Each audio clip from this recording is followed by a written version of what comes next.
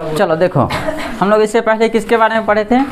त्रिकोणमिति के बारे में पढ़े थे। त्रिकोणमिति क्या होता है, और त्रिकोणमिति में हम लोग किसी भी एंगल के लिए जो है वैल्यू कैसे, त्रिकोणमिति के न्यून कोण के लिए जो है किसी भी त्रिभुज में वैल्यू कैसे फाइंड आउट करते थे त्रिकोणमितीय अनुपात का। जैसे साइन थीटा हो गया, कॉस थीटा हो गया, टेन थीटा हो गया, ये सब का निकालते थे। आज हम लोग पढ़ते त्रिकोणमिति का उपयोग। जानते हो तो लोग त्रिकोणमिति का उपयोग के बारे में? अलग का लोग जानता है रे? नहीं सर। छोटा सब गली में तो ही सा ना घूमता है, तो ही लोग के लिए उपयोगी हैं। अब बताते कैसे है। सो देखो, अब मान लो ये घर है, क्या है? क्या है? घर है तो छत होगा ना रे। मान लो इतना ऊंचाई का घर है, ऊंचाई का मान लिए, ठीक। अब घर है तो छत होगा ना, आ घर है तो यहाँ से गली भी हो सकता है। आ छत है तो छत पे कुड़िया होगी कि नहीं होगी? मतलब अभी धूप क्या कहते हैं उसको? समझ गया ना? अरे देखो, अभी जो है ठंडा का मौसम है तो धूप सेकने जाएगी ना बाल सुखाने, छोटा बुझने ही नहीं आता है। यहाँ शहर थोड़ी है जो कति कहता है हवा मारने वाला से सुखा लेगी, हैं? तो देखो यहाँ पे जाके सुखा गया तो लोग गली से जाएगा तो तुम्हारा नज़र कहाँ जाएगा? जाएगा ना। अब कितना कोण पे जाएगा वो तो निकाल लेगा, नहीं निकालोगे तो ये कौन तो पता हो जाएगा जो कितना कोण पे है। अब सोचेगा ओह हमको तनी देख लिया है, इशारों कर रही है, हमको जाना भी है वहाँ। क्या अब इशारा कर रही है, हमको जाना है तो कितना देर में पहुँचेंगे? बस तो टर्न मारेंगे। अब देखिए उसके लिए जो है हम लोग त्रिकोणमिति का उपयोग करेंगे। वो सब तो लोग जो एगो कथी में कहता है, एगो टिकटॉक वीडियो नहीं बनाते, कहता मास्टर साहब त्रिकोणमिति में साइन कॉस्ट ये सब पढ़ा दिए हैं, अब पते नहीं उपयोग कहाँ करना है। चलो हम बताते तो लोग को उपयोग कहाँ करना है। देखो यहाँ, मैं बता सब, देखो यहाँ पे तो गली से जब जा रहे हो, यहाँ पे देख रहे हो, अब क्या सोचेगा?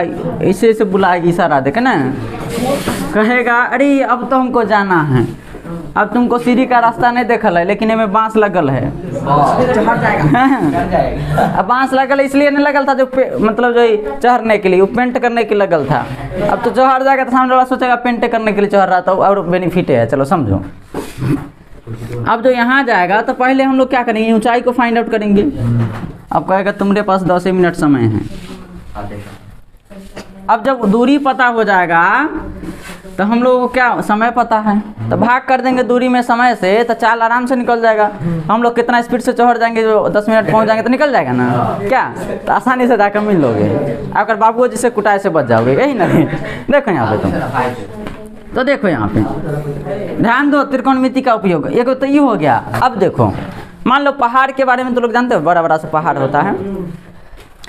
अब जो है यह पहाड़ है, इतना ऊंचाई का है, तुम यहाँ हो और यहाँ पे कोई व्यक्ति है, इसको रस्सी की सहायता से यहाँ पे आना है ना। तो सबसे पहले यह रस्सी की लंबाई कितना होगा, जो यहाँ से 30 डिग्री की कोण पे झुकल रहेगा। हम लोग को पहाड़ की ऊंचाई पता होगा और यहाँ पे कितना डिग्री कोण पे झुकाना है ये पता होगा, तो यह टोटल कितना लंबा रस्सी लगेगा, इसका हम लोग वैल्यू निकालेंगे। कैसे जानते हो? क्योंकि साइन थीटा होता है लंब बट्टा में कर्ण। साइन 30 का वैल्यू हम लोग को पता होगा, लंब का वैल्यू पता होगा, और क्या होगा? कर्ण का वैल्यू निकाल लेंगे आसानी से, जो कि कर्ण का वैल्यू क्या होगा? डोरी की लंबाई होगा, यही ना होगा। अब देखिए, इससे पहले हम लोग जो है ये सब तो समझ गए। इससे पहले हम लोग जानते हैं कुछ होता है कोण होता है, उन्नयन कोण और अवनमन कोण। क्या होता है? एंगल ऑफ एलिवेशन और एंगल ऑफ डेविएशन होता है। अब उसको हम लोग समझते हैं। क्या देखो, त्रिकोणमिति का उपयोग जो है काफ़ी अच्छा है, तो लोग समझा करो। रोड जो बनाता है ना, तो रोड जो बनता है तो उसमें देखते होगे जहाँ पे हाईवे सब रहता है, गांव घर वाला रोड नहीं बनाता, ये सब कौन अथी रखता है, तो ठेकेदार बनाता है जेना मनोना डाल कर। हाईवे ये सब बनाता है तो उसमें देखो जहाँ पे टर्निंग रहता है वहाँ पे उठा हुआ रहता है, रोड टर्न रहता है, तो उसमें भी tan का उपयोग होता है ना। मतलब उसमें भी त्रिकोणमितीय रेशियो का उपयोग होता है, जो कितना एंगल पे उठाएंगे और कितना लिमिट स्पीड से गाड़ी चलेगा, जो गाड़ी जो है ना पलटेगा और ना ही जो है क्या होगा, इनर्शिया के कारण जो है उसमें का बैठा हुआ व्यक्ति क्या होगा? गिरेगा, है ना। तो ये सब चीज़ हम लोग को साइंस फिजिक्स में पढ़ना है। 11th के जो है सिलेबस में पढ़िएगा, जो कितना वेलोसिटी से उधर से चलेगा, जो कितना एंगल पे रहेगा रोड और कितना ज़्यादा कर्व में है उसके ऊपर डिपेंड करेगा, जिसको कितना रोड को उठाना है नीचे से और कितना स्लोप बनाना है। ठीक, अब देखिए मान लीजिए आप यहाँ पे है ना, वो छत है यहाँ पे और तू देख रहे हो यहाँ से, तो तू जब देख रहे हो यहाँ से तो तू नैना को क्या कर रहे हो, ऊपर कर रहे हो ना, ऐसे करके देखोगे रे वहाँ है, यही ना कहोगे। और जब यहाँ से देखोगे तो यह जो हमारा ये हुआ क्षैतिज रेखा, कौन रेखा, पृथ्वी तल के समांतर जितना भी रेखा होता है उसको हम लोग क्या कहते हैं, क्षैतिज रेखा कहते हैं। और यह जो हुआ हमारा ये जो देखते हैं ना, तो देखते हैं जिस नज़र पे उसको हम लोग कहते हैं दृष्टि रेखा, कौन रेखा, तो क्षैतिज रेखा और दृष्टि रेखा के बीच में जो कोण बनता है इस कोण को हम लोग कहते हैं उन्नयन कोण। क्या कहते हैं, उन्नयन कोण।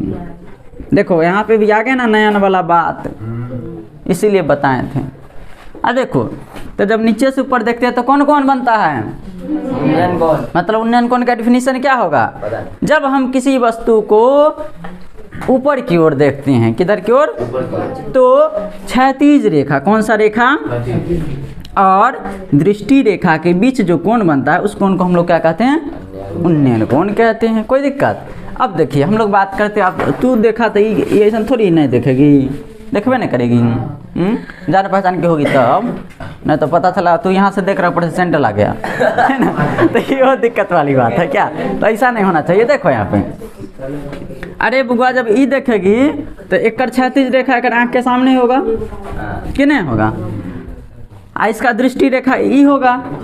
तो जब कोई वस्तु ऊपर से, जब कोई व्यक्ति ऊपर से नीचे की ओर किसी वस्तु को देखता है, उसके लिए तो वस्तु है अभी, जब कोई व्यक्ति क्या करे ऊपर से किसी वस्तु को नीचे की ओर देखता है तो क्षैतिज रेखा और दृष्टि रेखा के बीच जो कोण बनता है उसको हम लोग क्या कहते हैं, अवनमन कोण कहते हैं। क्या कहते हैं, अवनमन।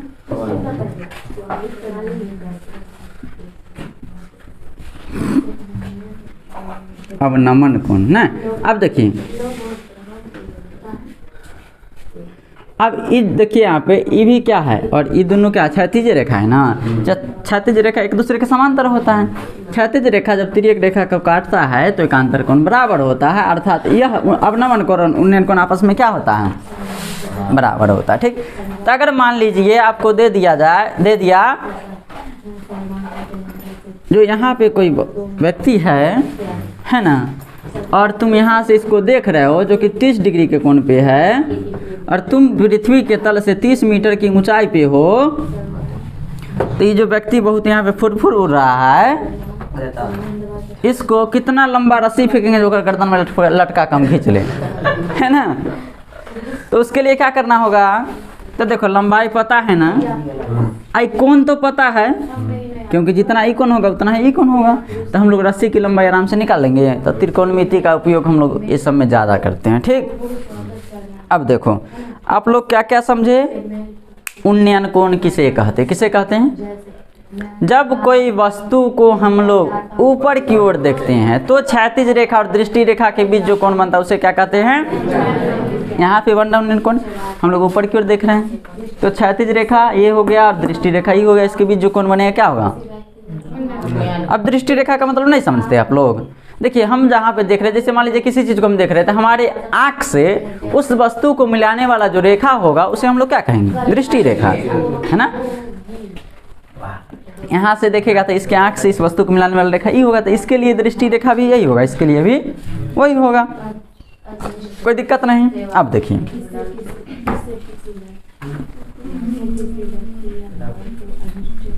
सपोज मान लीजिए इस पे हम लोग एक क्वेश्चन देते हैं, क्या देते हैं, मान लीजिए कोई पतंग है, क्या है, जो कि पृथ्वी तल से किससे कितना ऊंचाई पे है, 30 मीटर की ऊंचाई पे, कितना ऊंचाई पे है, और उसको भूमि से कुछ दूरी पर इसके जो है 30 मीटर की ऊंचाई है। अब भूमि के कुछ दूरी से जो है, मतलब यहाँ से जो है इसको यहाँ पे क्या है, एक खूंटा से बंधा हुआ है, क्या चीज़ से बंधा हुआ है, खूंटा से। हाँ, जो उड़ रहा है तो इसकी जो रस्सी की लंबाई है, मतलब इसकी जो डोरी की लंबाई है, यह क्या होगा यदि यह 30 डिग्री के कोण पे उड़ रहा है। कितना डिग्री कोण पे उड़ रहा है, ABC। देखिए पृथ्वी तल से कोई पतंग कितना 30 डिग्री के कोण के साथ 30 मीटर की ऊंचाई पे उड़ रहा है, तो उसमें जो रस्सी हम लोग देते हैं ना वो धागा, तो धागा कितने लंबा होगा इसकी लंबाई हम लोग निकाल लेंगे जो हम लोग कितने रील उड़ा दिए हैं ना। अरे छोटा सा फिर रील वाला गाना वाना याद नहीं ना आ गया रे? हाँ तो वो वाला याद नहीं करना। देखो यहाँ हम वो वाला रील वाला का बात कर रहे, कौन वाला? हाँ धागा वाला रील का। हाँ ये सब जीजा वाला रील थोड़ा सा के सुनाई देता है। देखो यहाँ, देखो यहाँ, तो हम लोग आसानी से निकाल लेंगे ना। अब देखो कैसे निकलेगा। सो सबसे पहले किस में? त्रिभुज ए बी सी में, और यह क्या है? ऊंचाई है। बी सी बराबर कितना है? 30 मीटर। कोण ए बराबर कितना है? 30 डिग्री। तो हम लोग को डोरी की लंबाई मतलब रील की लंबाई निकालना है ए सी। तो अब देखिए इसका रिलेशन किस में है? साइन का है ना, इसलिए साइन 30 डिग्री बराबर क्या होगा? लंब बी सी बटा में कर्ण क्या है? ए सी। साइन 30 का वैल्यू 1/2 बराबर बी सी का वैल्यू कितने है? 30 अपॉन ए सी। इसलिए ए सी बराबर कितने होगा? 30 दूना 60 मीटर। अतः जो रील की लंबाई होगा वो कितना होगा? 60 मीटर। तो इससे आप लोग पता कर सकते हैं ना जो कितना मीटर लंबा उड़ा सकते हैं, कितना रील उड़ाए हैं। सो कोई दिक्कत नहीं ना। इस पर आप लोग क्वेश्चन बनाएंगे, मैं दे रहा हूँ आप लोग को एक क्वेश्चन, ठीक। तो यहाँ से देखिए आप लोग जो है 30 दूना 60 हो जाएगा, अर्थात जो इसकी लंबाई कितना हो जाएगा? 60 हो जाएगा।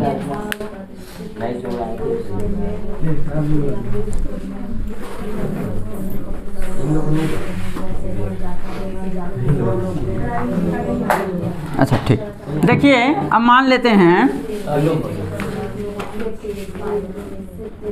कोई पहाड़ है। क्या है? इसकी ऊंचाई जो है भूमि तल से 60 मीटर है। कितना है? और पहाड़ से 80 मीटर की दूरी पर, कितना मीटर की दूरी पर? 80 मीटर की दूरी पर कोई व्यक्ति खड़ा है जो कि यहाँ से इसके शिखर तक एक डोरी बांधना चाहता है। क्या बांधना चाहता है? डोरी। जो कितना डिग्री के कोण पे झुका हुआ होना चाहिए?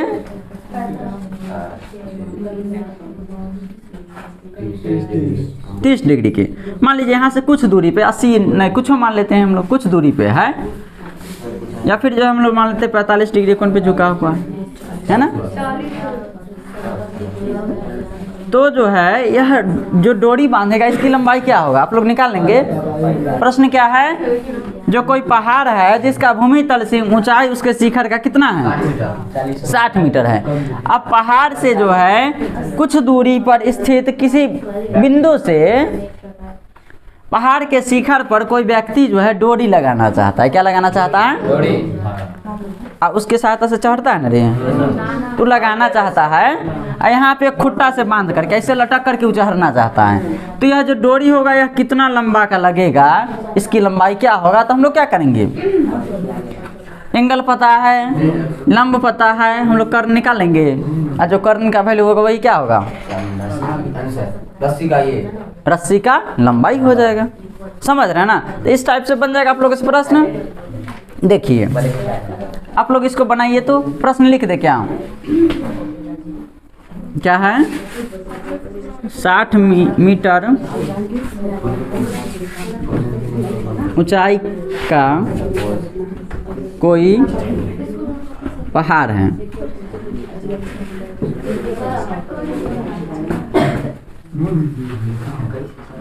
जिसके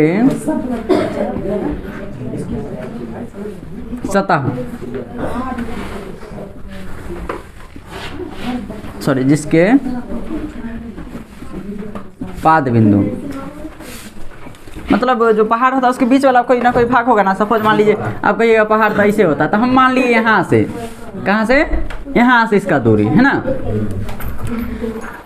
जिसके केंद्र से कुछ दूरी पर कोई खूटा समझते हैं ना, जो मैं गाय भैंसी को भी बांधते हैं, जो पतंग टांग दिए थे। हाँ, कोई खूटा गाड़ा गया है। तो और पहाड़ के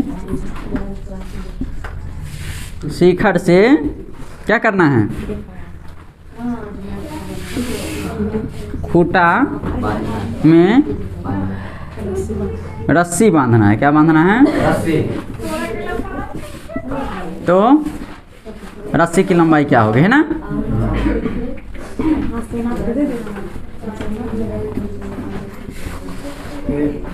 तो हम लोग आसानी से इस पर इसको बना लेंगे ना। जिसको लिखना है लिख लो, आप बनाओ जल्दी जल्दी।